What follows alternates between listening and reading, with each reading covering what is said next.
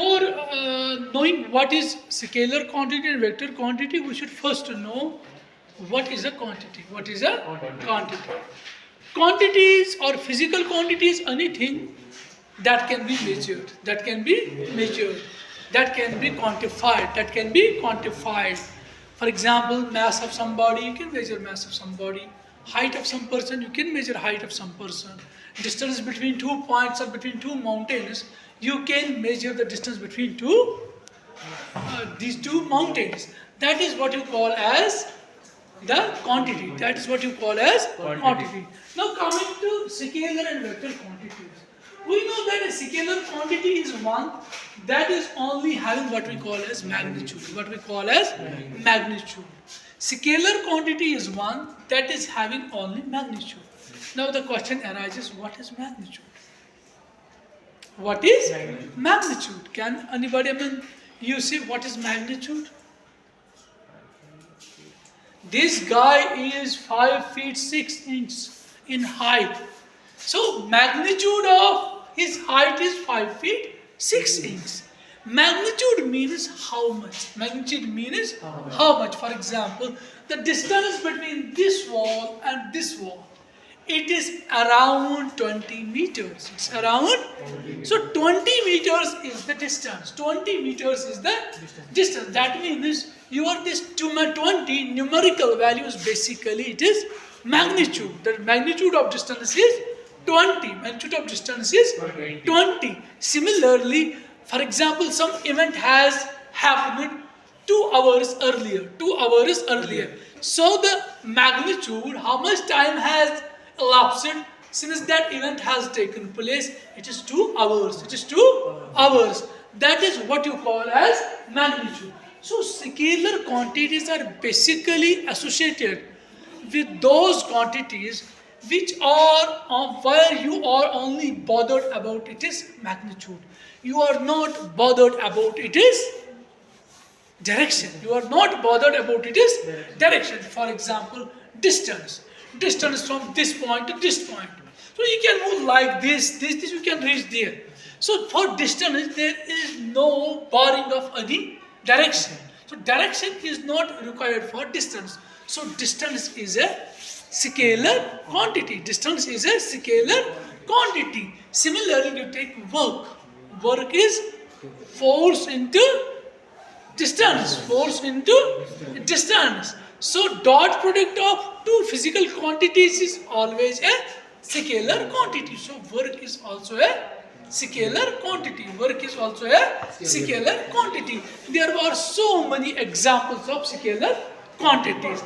But when we come to what is a vector quantity? What is a vector quantity?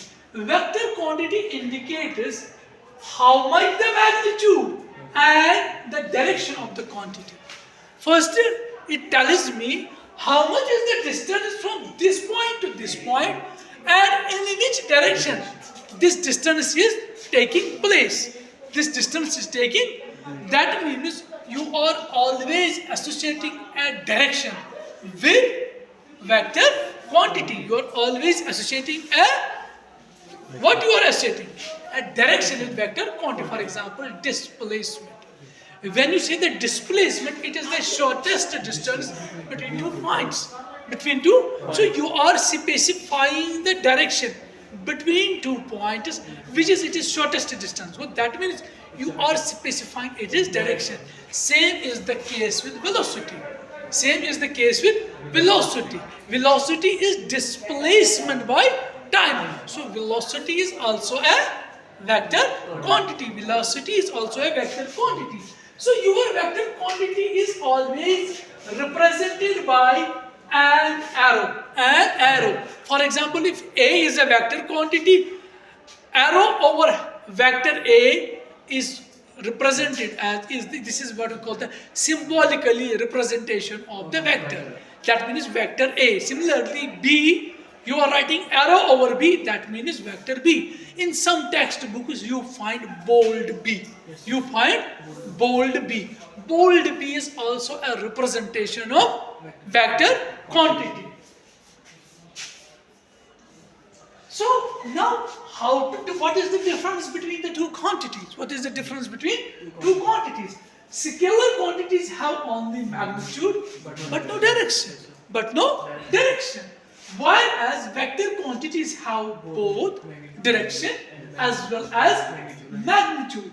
So, but second point, every scalar quantity is one dimensional. Scalar quantity can be only along one dimension. So, see, you are having, for example, you restrict an ant to move along one axis.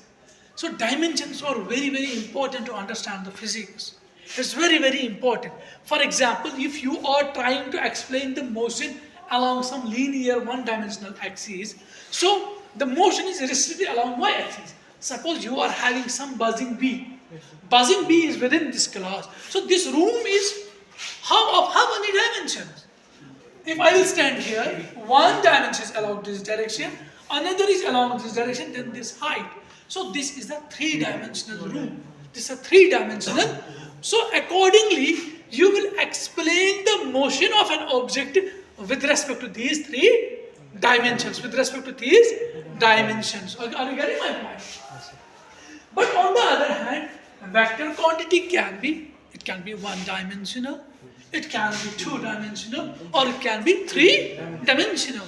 So vector quantity can be one-dimensional, two-dimensional, three-dimensional. It is represented by arrows. It is represented by arrows. Okay. So any change in scalar quantity is the reflection of change in magnitude. Whenever any change takes place in distance, what you will say? You will say basically it is the change in the distance. It is not the change in some other quantity.